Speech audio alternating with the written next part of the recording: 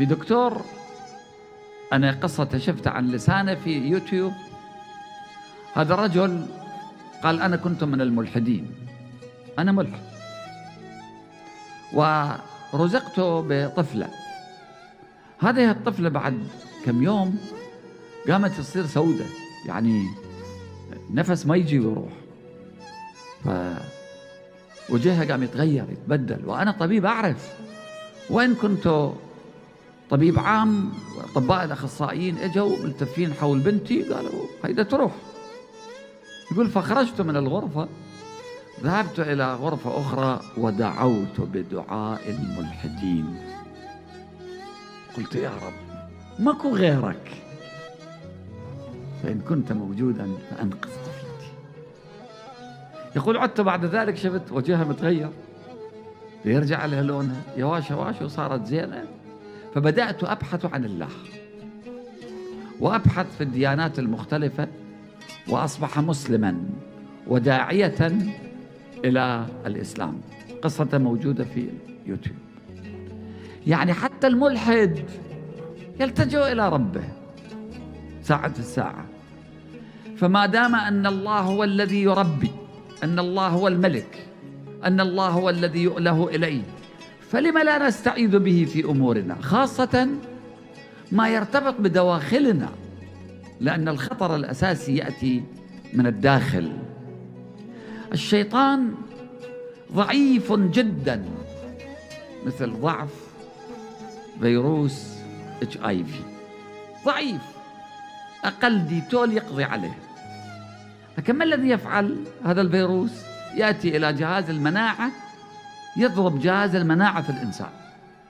يعني مثل واحد جالس، وهذا مثال أنا ذاكره ربما لكم لغيركم، مثل رجل جالس وفي حضنه صاروخ عابر القارات ويحمل قنابل نووية يمكن أن يقضي على مدينة بأكملها، فيأتي أحدهم على رأسه ويشيل له خنجر على رأسه.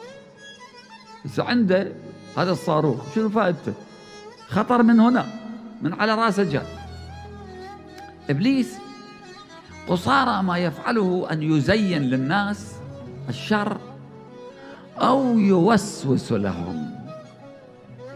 يوسوس يعني احنا نقول يوشوش، يوسوس لهم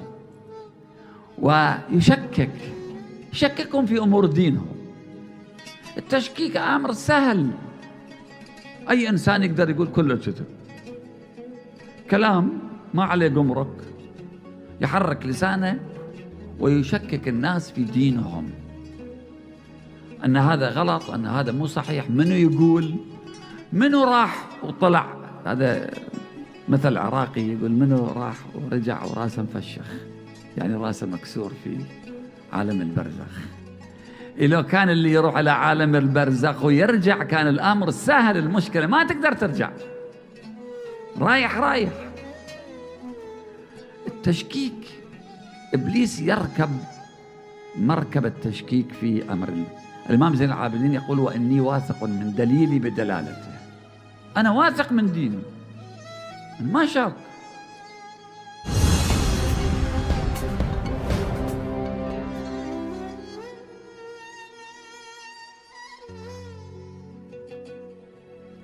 Greetings and peace. This is Dr. Lawrence Brown with another episode of Interfaith Issues.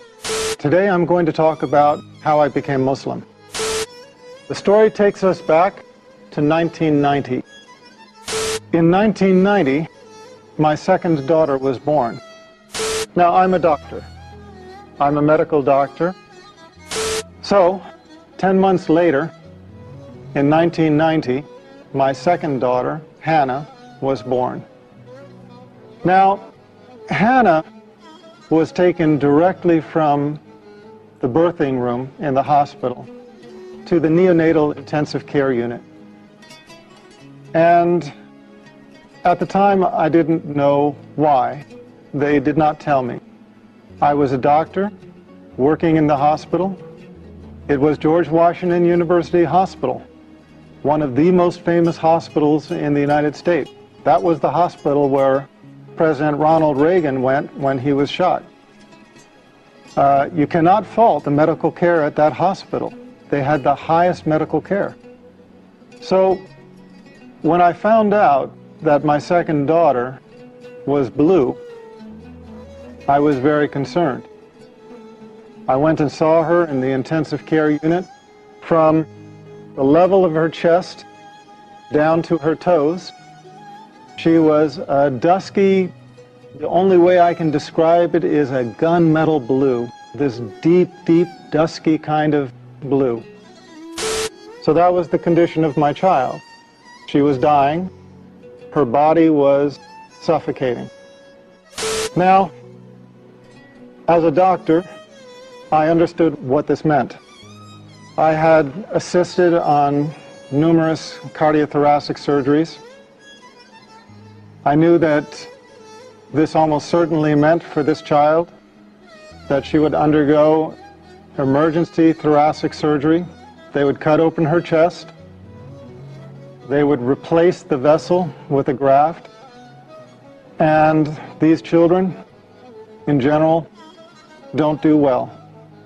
Given the technology of the time, about 20 years ago, my expectation was that my daughter would have the surgery, survive a few years, need to have the surgery again to replace the graft as she grew, and eventually the graft would fail and she would die.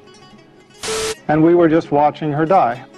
They called in a cardiothoracic surgeon from the Children's Hospital across town in Washington, D.C. When he came to see my daughter, I had to leave because I was emotional and I was not helping things. I was not helping them to do their job.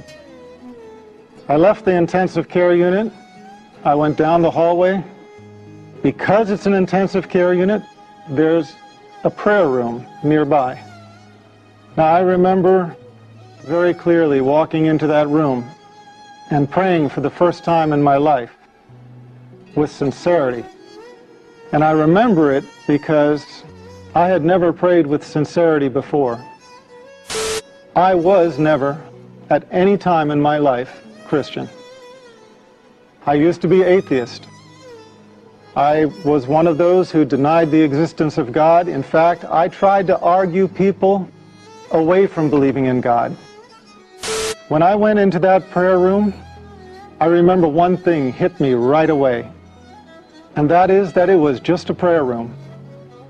There were no crosses, no crucifixes, no statues. There were no religious symbols at all. And immediately, I felt it was the right place to be.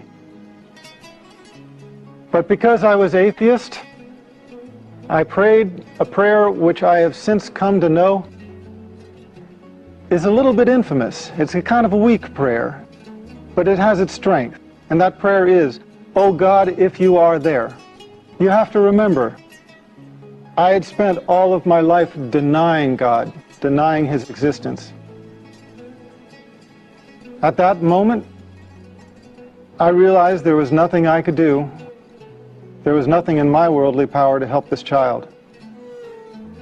And I knew that the only power, if it did exist, that could help my child was the Almighty. So the only way I could pray was to pray, "Oh God, if you are there." And I admitted, I was honest. I said, "I don't know if you're there or not. But if you are there, I need help." اللي هنا وتنتهي قصتنا لهذا اليوم. وإذا عجبكم الفيديو لايك للفيديو، لا تنسون الاشتراك في قناة قصص واقعية على اليوتيوب وتفعيل الجرس على مود يوصلكم كل شيء جديد وأول بأول. تقبلوا تحياتي، أنا علي البهادلي، وإحنا وياكم انتظرونا بحلقة جديدة وقصة جديدة في أمان الله وحفظه. دمتم سالمين.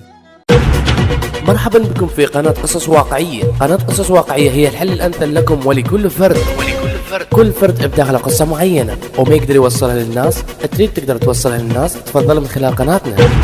عندك موضوع معين ببالك وتريد تنشره، عندك فد مسألة معينة وتريد ردود من الناس ونصائح، كل هذا وتقدر تسويه من خلال قناة قصص واقعية. اتفضل عزيزي اتصل، الرقم موجود بالوصف، او تقدر تتواصل ويانا من خلال برامج التواصل الاجتماعي: واتساب، فايبر،